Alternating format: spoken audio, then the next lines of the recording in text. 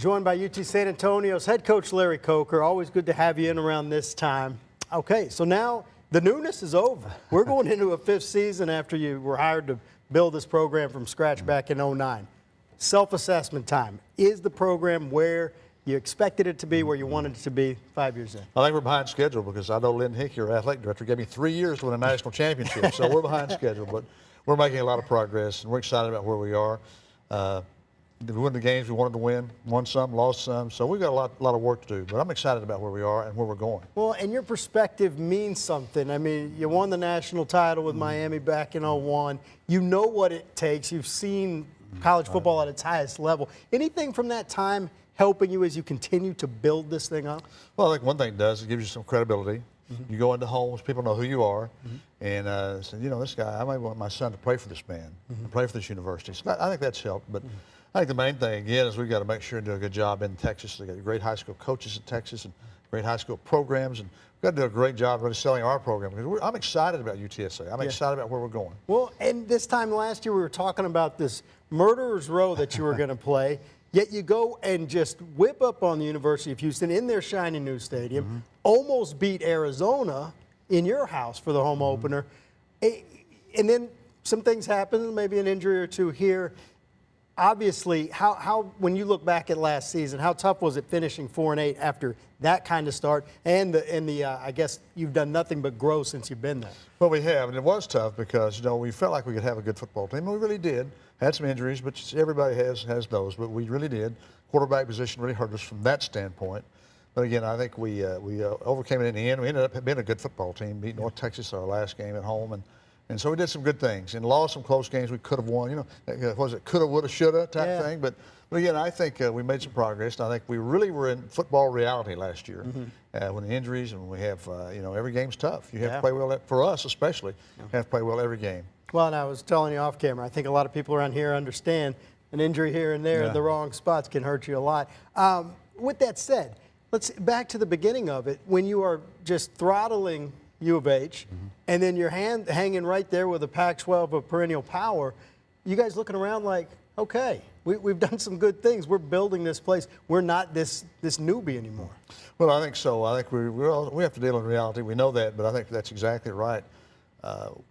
We really, you know, we're not going to take a back seat to anybody. We have a great schedule, tough schedule, but we do have good football players, and I think our coaching staff is excellent.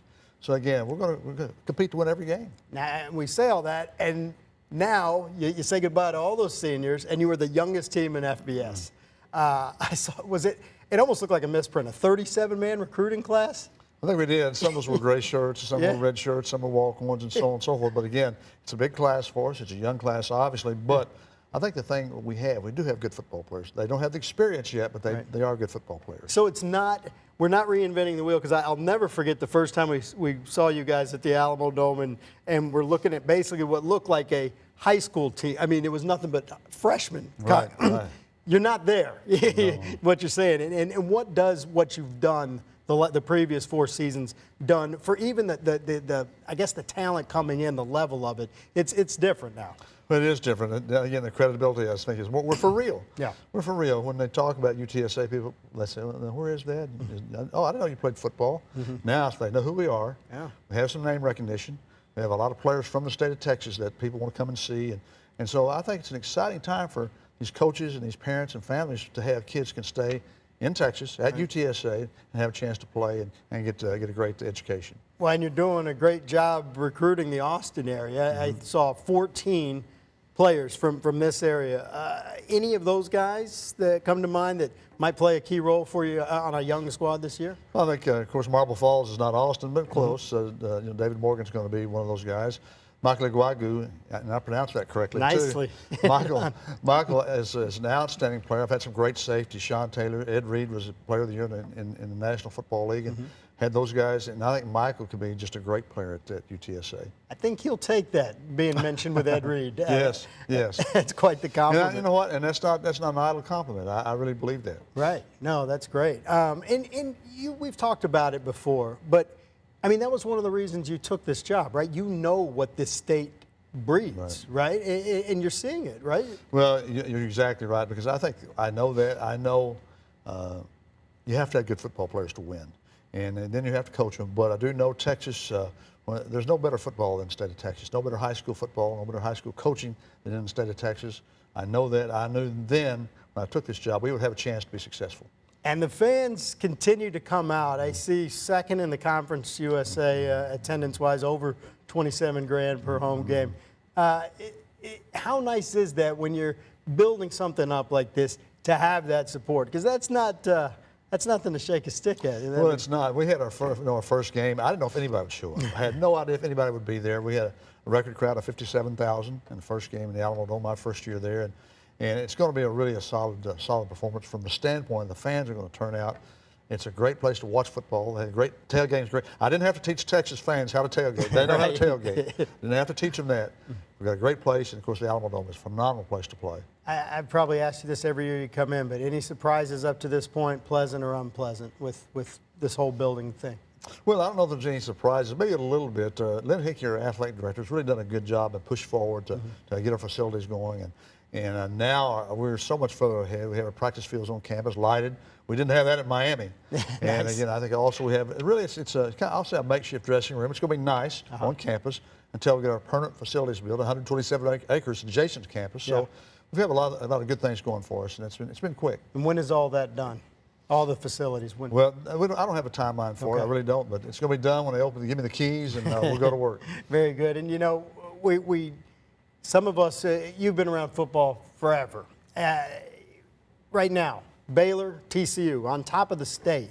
Does it give you, I guess, that ultimate, a real hope that there is no ceiling anymore, that you could take your program and sky's the limit? I think that's a good example because we do try to emulate a Baylor or a TCU. We played Baylor here in a couple of years, and I think the job they've done, Gary Patterson and Art Browse, has just been phenomenal at those schools. And you see that, and it gives everybody like us hope because, hey, there's no ceiling here. There's no, hey, you're on the top, you're going to stay on top. If you're on top, you better work to stay there. If not, somebody's going to be coming. And, you know, as one of the coaches that's been in this game a long time, we always like to get your take on this whole college playoff. I think from fans, they loved it. I know we loved it from the media standpoint. What did you think? Did it serve the purpose? Did you like the four teams in the end? You know, I did like that. And I think the thing I liked about it too is because I think it's great for college football. I think you fans love it. I think the exposure you get in college football, I think it's terrific. I think the thing too, you have where you have like a Super Bowl in the professional football leagues. I think people love to see that playoff, love to see that competition, and they're going to support it. Yeah, and the other hot topic forever has been the whole players getting, whether it's paid or changing that structure. Do you have a strong take one way or another on that? Well, you know what? I'm of course old school from the standpoint of getting a scholarship. I think that's quite a bit of pay. Getting your education is quite a bit of pay. But I think now, I think it's moving that direction to actually do I'll say pay the players, whatever you want to call it. I think sometimes that makes it a little bit disingenuous to me. But again, I can see that being a wave of the future for sure. Okay, and then looking forward for you guys back to UTSA. Another Murderers Row. Your first three games, what do you got? At Arizona, at home against Kansas State, and then at Oklahoma State. I mean, you're basically playing UT's schedule right there. I mean, why do it? Why is that important to you? Well, I think for one, to get a schedule, we had to do that sometime in the past to really work to the future to get those teams. We didn't know what league we're going to be in and what conference. We're going to be independent or we're going to be in the league or whatever. So I think to get that schedule, we needed to do that. Plus, you know, we're the home of San Antonio Spurs. They're pretty good, and have a lot of expectations for them. And I think we just think it's important for our team. And again, if we're going to be the best, we have to play the best. I like it. Very good. Is there anything I didn't tee you up on that you want to talk about the program? Well, we don't really want to come and play Texas yet. We do play A&M here in a year. Yeah. But again, I think that possibly could come in the future. Us in Texas, we'd love to do that sometime. And again, we've got to do a little bit more building before we're ready for that. But so I wish Charlie Strong the best here in Austin. Cool. So we'll see you in 2 years then, right? Not next year. It'll be 3. Nice. Always a pleasure, Coach. All right. Appreciate it. Appreciate it.